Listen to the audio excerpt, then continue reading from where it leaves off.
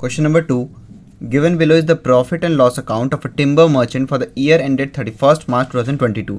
तो ये एक टिम्बर मर्चेंट है यानी इनका लकड़ी का बिजनेस है और ये पीएल अकाउंट दे रखा है यानी कि हमको नेट प्रॉफिट वाला फॉर्मूला लगाना है. Net profit at disallowed expenses less disallowed income less deductions which are not charged to PL account. फिर हमारा इनकम फ्रॉम बिजनेस आ जाएगा.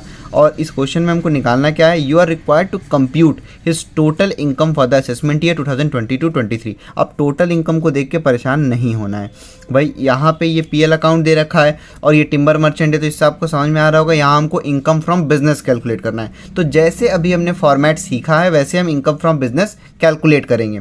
उसके अलावा और जो 4 हेड होते हैं, salary, house property, capital gains, other sources, अगर उसका कोई आइटम रहेगा तो हम जैसे पहले उस सब फॉर्मेट में उन सारे हेड्स में जब हम कैलकुलेट करते थे वैसे ही कैलकुलेट करेंगे. कहने का मतलब है कि यहाँ पे एक कैलकुलेशन तो होगी इनकम फ्रॉम बिजनेस की, एक होगी यहाँ आप देख रहे हो लिखा है रेंट ऑफ प्रॉपर्टी यानी कि हाउस प्रॉपर्टी वाला क्वेश्चन आ गया. तो एक इनकम फ्रॉम बिजनेस और एक आप हाउस प्रॉपर्टी वाला कैलकुलेशन करोगे. जैसे हम हाउस प्रॉपर्टी में सीखे थे वैसे दोनों को ऐड कर दोगे, टोटल इनकम आ जाएगा. अब क्वेश्चन करते हैं अपना. तो इसमें प्रॉफिट एंड लॉस अकाउंट है, डेबिट साइड देखते हैं पहले. To opening stock 25,000. Timber merchant है, लकड़ी का बिजनेस है तो लकड़ी का ही ओपनिंग स्टॉक होगा, बिजनेस का पार्ट हो गया यानी कि अलाउड. उसके बाद परचेजेस, भाई ये बिजनेसमैन है तो लकड़ी ही खरीद सकते, लकड़ी खरीदे होंगे ये तो ये बिजनेस का पार्ट मान के अलाउड कर देंगे.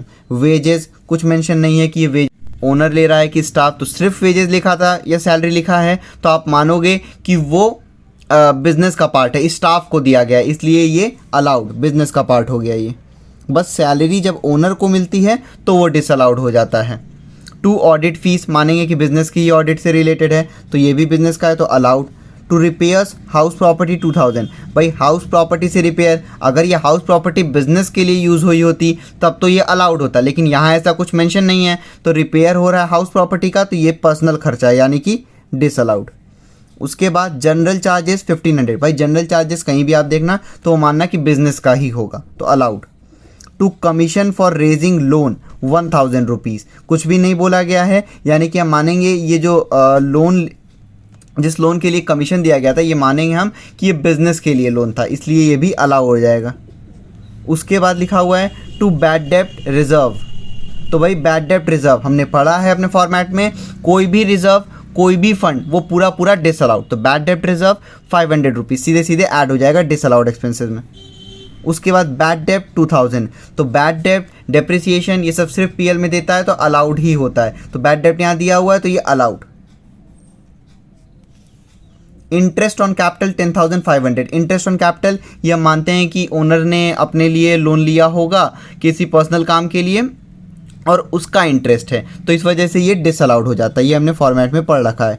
To contribution to staff welfare fund. अभी मैंने बताया कोई भी रिजर्व कोई भी फंड अगर है तो वो पूरा पूरा डिसअलाउड हो जाता है. तो to contribution to staff welfare fund आगे लग गया यानी कि ये भी डिसअलाउड क्योंकि फंड लगा हुआ. 2500 रुपीज़ फुली डिसअलाउड ऐड हो जाएगा.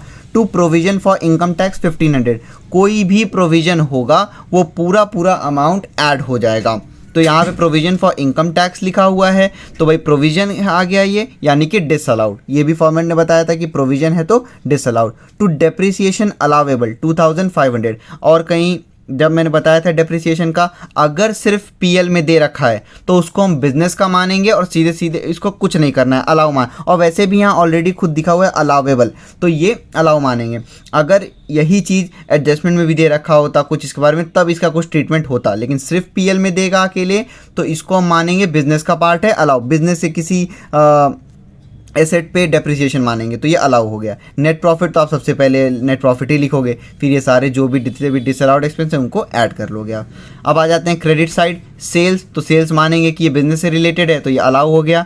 रेंट ऑफ प्रॉपर्टी, भाई वो प्रॉपर्टी बिजनेस के लिए तो यूज़ नहीं हुई है तो ये डिसअलाउड पर्सनल है. Closing stock 35,000. भाई टिम्बर मर्चेंट हैं तो वही जो उनका एसेट होगा जो मतलब वो लकड़ी होगी वो उसी का क्लोजिंग स्टॉक यहाँ दिखा रहे होंगे तो ये आप क्या करोगे, ये भी अलाउ है, इसका भी कोई ट्रीटमेंट नहीं होगा. तो आप सबसे पहले नेट प्रॉफिट लिखोगे, सारे डिसअलाउड एक्सपेंसेस ऐड कर लोगे और डिसअलाउड इनकम लेस कर दोगे तो आ जाएगा आपका इनकम फ्रॉम बिजनेस. अब आते हैं, यहाँ लिखा है कि टोटल इनकम, यानी कि इसमें और कोई इन्फॉर्मेशन आपको दिख रही है तो हाउस प्रॉपर्टी लिखा हुआ है, तो rent of property.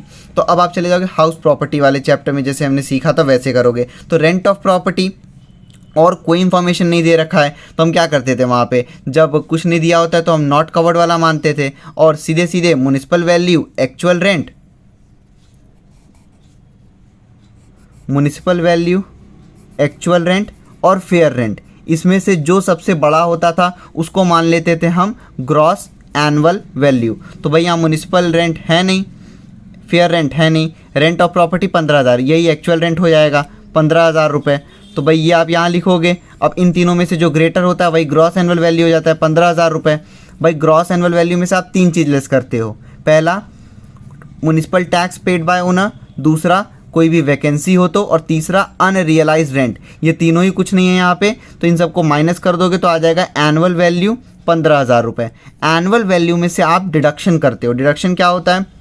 Deduction under section 24 3 deduction थे, पहला 30% ऑफ एनुअल वैल्यू, दूसरा इंटरेस्ट ऑन प्रीवियस ईयर, तीसरा इंटरेस्ट ऑन लोन। लेकिन आपको इतना ज़्यादा याद करने की ज़रूरत नहीं है, वो तो हाउस प्रॉपर्टी में वैसे आपको करना है, लेकिन पीजीपीपी में profit and gains from business and profession में जहाँ भी रेंट ऑफ प्रॉपर्टी आया है मैक्सिमम जगह और मेरे ख्याल से सारे जगह पे ही ये बस ये दे रखा है रेंट ऑफ प्रॉपर्टी। तो आप सीधे सीधे इसी रेंट ऑफ प्रॉपर्टी को आप एनुअल वैल्यू मान लोगे और लेस 30% करके जो भी आंसर आएगा वही इनकम फ्रॉम हाउस प्रॉपर्टी हो जाएगा, और उन दोनों को ऐड कर लोगे तो टोटल इनकम आ जाएगा।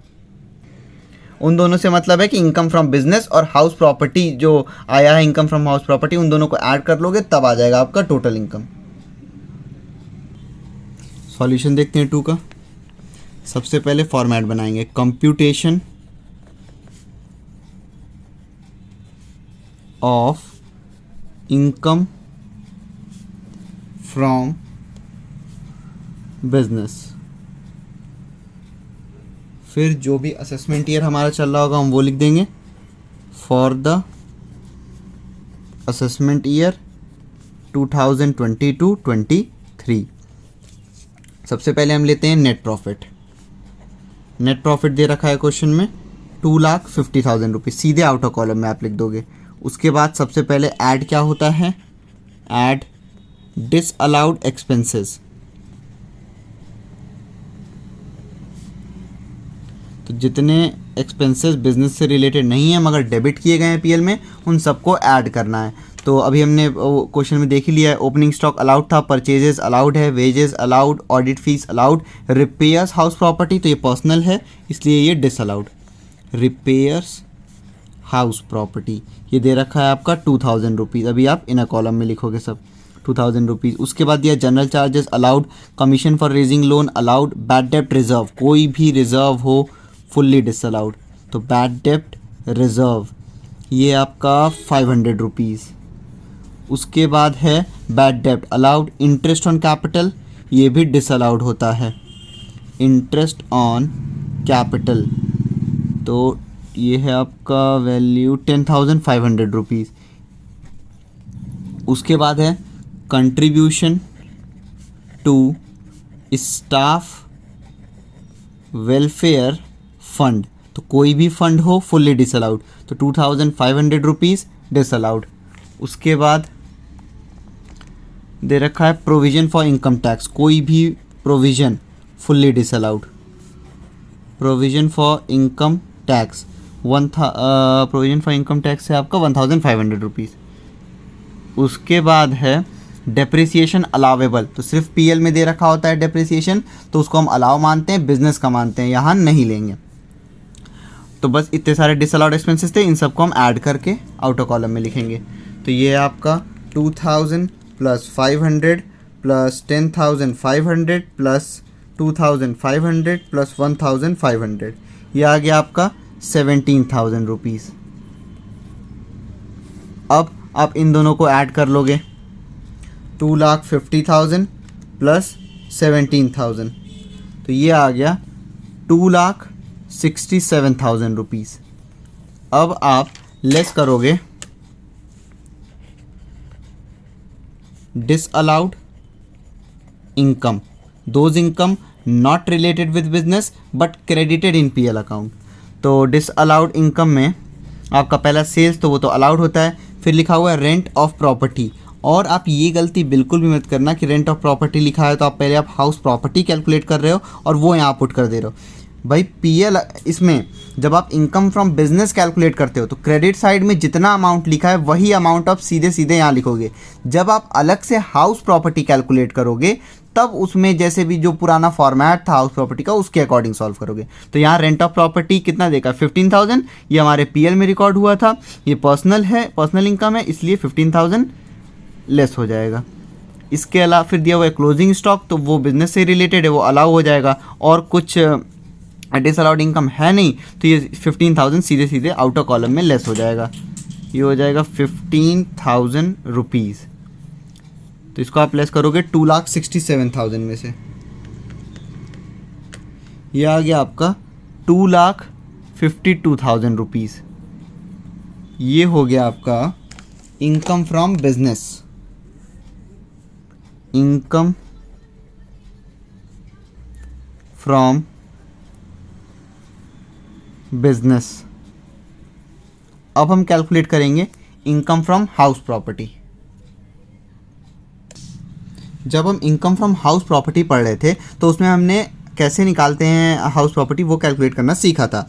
और जब स्टैंडर्ड रेंट नहीं दे रखा होता था तो हम नॉट कवर्ड मानते थे। फिर municipal value, actual rent, fair rent, इसमें से जो बड़ा होता था वो ग्रॉस एनुअल वैल्यू हो जाता था। फिर उसमें से हम लेस करते थे municipal tax paid by owner, vacancy और अनरियलाइज रेंट। इन तीनों को ऐड करके आउटर कॉलम में लिखते थे और ग्रॉस एनुअल वैल्यू में से लेस करते थे तो एनुअल वैल्यू आ जाता था। उसके बाद एनुअल वैल्यू में से आप लेस करते थे डिडक्शंस अंडर सेक्शन 24। पहला 30% ऑफ एनुअल वैल्यू, दूसरा इंटरेस्ट ऑन प्रीवियस ईयर, तीसरा इंटरेस्ट ऑन कंस्ट्रक्शन पीरियड। इन सबको ऐड करके आउटर कॉलम में लिखते थे और एनुअल वैल्यू में से आप लेस करते थे तो ये आ जाता था आपका इनकम फ्रॉम हाउस प्रॉपर्टी। लेकिन जब आप यहाँ पे जितने भी पीजीबीपी में दे रखे हैं जहाँ टोटल इनकम कैलकुलेट करने के लिए और वहाँ पे हाउस प्रॉपर्टी है, वहाँ सिर्फ और सिर्फ रेंट दे रखा है, तो आप ये जो रेंट दे रखा है सिर्फ और कोई इन्फॉर्मेशन नहीं दी है, ना ही म्युनिसिपल वैल्यू, ना ही टैक्स, ना ही वैकेंसी, कुछ नहीं, तो भाई वो एक्चुअल रेंट ही यहाँ पे आप देखो पुट करके, जैसे एक्चुअल रेंट दे रखा है 15,000 तो और कुछ है नहीं तो वही ग्रेटर है, ग्रॉस एनुअल वैल्यू हो गया। ये तीनों इन्फॉर्मेशन है नहीं तो वही एनुअल वैल्यू हो गया। बाकी इंटरेस्ट ऑन प्रीवियस ईयर और interest on construction period calculate नहीं करना है, कोई इन्फॉर्मेशन नहीं है। तो सीधे सीधे कहने का मतलब है कि जो क्रेडिट साइड आपके बुक में दे रखा है यहाँ पे 15,000 रुपीज़, ये हो गया आपका एनुअल वैल्यू, आप इसको मान लोगे और सीधे सीधे लेस 30% डिडक्शन कर दोगे तो आ जाएगा आपका इनकम फ्रॉम हाउस प्रॉपर्टी। अब यहाँ पे हम कैलकुलेट कर रहे हैं इनकम फ्रॉम हाउस प्रॉपर्टी।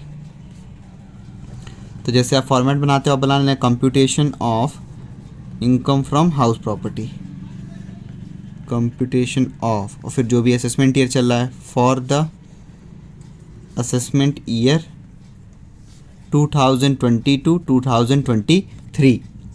तो भाई यहाँ पे क्या दे रखा है, सिर्फ रेंट दे रखा है, तो जो एक्चुअल रेंट दे रखा है हमारा वही हो गया एनुअल वैल्यू, क्योंकि और कोई इन्फॉर्मेशन नहीं दे रखी थी तो सीधे सीधे एक्चुअल रेंट को ही हमने एनुअल वैल्यू मान लिया अपना, तो वो है 15,000 रुपीज़। उसके बाद एनुअल वैल्यू में से हम लेस करते हैं डिडक्शन अंडर सेक्शन 24। वैसे तो 3 डिडक्शन रहते हैं, 30% of annual value, interest on previous year, interest on construction period. यहाँ और कोई इन्फॉर्मेशन नहीं है तो बस 30% ऑफ एनुअल वैल्यू, यानी कि 30% ऑफ 15,000 रुपीज़। तो 15,000 का 30% ये आ जाएगा 4,500 रुपीज़। और कोई इन्फॉर्मेशन है नहीं, सीधे सीधे 4,500 आप लेस कर दोगे 15,000 में से, तो 15,000 माइनस 4,500 ये आ गया आपका 10,500 इनकम फ्रॉम हाउस प्रॉपर्टी। उसके बाद आप लिखोगे कंप्यूटेशन ऑफ टोटल इनकम, फिर जो भी असेसमेंट ईयर चल रहा होगा वो आप लिखोगे फॉर द असेसमेंट ईयर 2022-2023। तो यहाँ पे क्या क्या दे रखा है इस क्वेश्चन में, हमने क्या क्या कैलकुलेट किया है। पहला, इनकम फ्रॉम हाउस प्रॉपर्टी।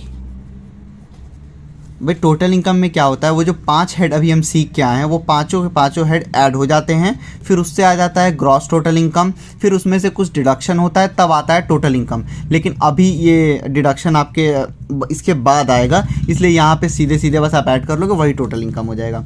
तो इनकम फ्रॉम हाउस प्रॉपर्टी ये दे रखा है आपका 10,500 रुपीज़, अभी हम कैलकुलेट किए हैं। और इसमें था इनकम फ्रॉम बिजनेस, ये भी हमने कैलकुलेट किया है।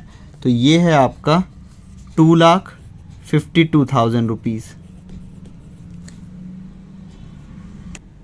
उसके बाद आप इन दोनों को ऐड कर दोगे, 2,52,000 प्लस 10,500, ये आ गया 2,62,500 रुपीज़। ये आ गया आपका gross total income, gross total income यानी कि GTI। उसके बाद आप इसमें से लेस करते हो, कुछ डिडक्शन होते हैं, वो आगे आएगा, अभी इस चैप्टर में आपको नहीं यूज़ आएगा इसका। डिडक्शन के सामने आप डैश लिख देना और फिर ये अमाउंट आप लेस कर दोगे, कुछ नहीं है यहाँ पे डिडक्शन में, तो ये 2,62,500 ही आपका टोटल इनकम हो जाएगा।